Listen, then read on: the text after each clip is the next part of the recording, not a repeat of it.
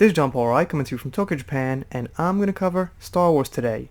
An interesting thing happened. Elijah Wood on Twitter called out Disney Star Wars when they asked a question that was kind of meant to build curiosity for the novelization of The Rise of Skywalker.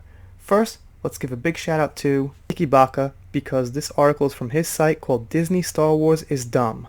So here we see it. Frodo demonstrates Timothy Zahn's point. And if you guys don't know who he is, Timothy Zahn is a guy who wrote some really great Star Wars novels. Many fans said that they don't like being bilked into buying the Rise of Skywalker novelization just for an explanation of what happens in the movie.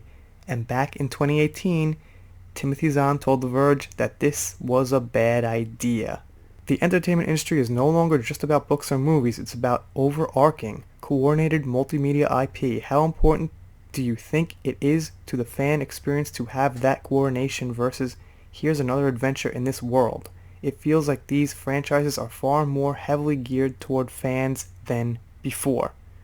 And what I think he means by that is they're like trying to figure out how to sell items and books, comics, side things like that. They're not focusing on good stories and good movies. They're really cash grabs. And that's the sad thing, to see Star Wars become kind of a cash grab and a platform to push messages and sell comics, toys, stuff like that, when they really just need to focus on good stories to get the franchise back on track, if that's even possible at this point.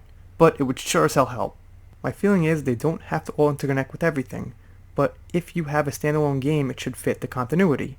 You shouldn't have Captain America in two places at the same time, for example. But you also have to be careful. You cannot have something unexplained in a movie and then explain it in the novelization. It's not fair to the moviegoer that they'd have to find out the details of this unexplained thing somewhere else. I mean, anyone who doesn't understand that, I think, really isn't understanding what's going on. Now you can deepen what's going on, but the movie should be its own experience. Exactly. To add to what I just said, the books can expand on what we know, but it should never be mandatory to understand something in the movie. So here's the part where Elijah Wood comes in. And this Twitter Star Wars account tweets out, "Did you know the Sith Eternal Fleet scene in The Rise of Skywalker was created by Sith cultists on Exegol who indoctrinated Exegol's population with Sith values and raised and trained their children to become officers, mechanics, and soldiers for the Final Order?"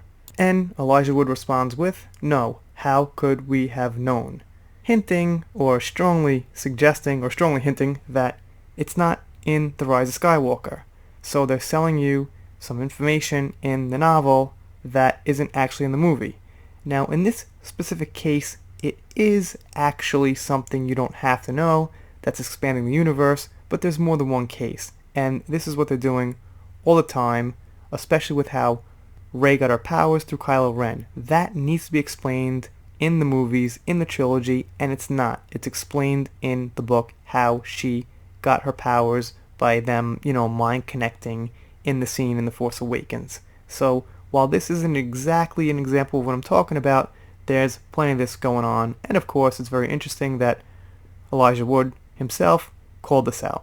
So this part here concludes the article. On Wednesday morning, Disney and Lucasfilms announced the details regarding Star Wars The Rise of Skywalker's Blu-ray release, which arrives on store shelves on March 31st. There are plenty of special features to behold on the new disc, which is to be expected from a Star Wars film, but there is one omission that fans are already noticing: the director's commentary.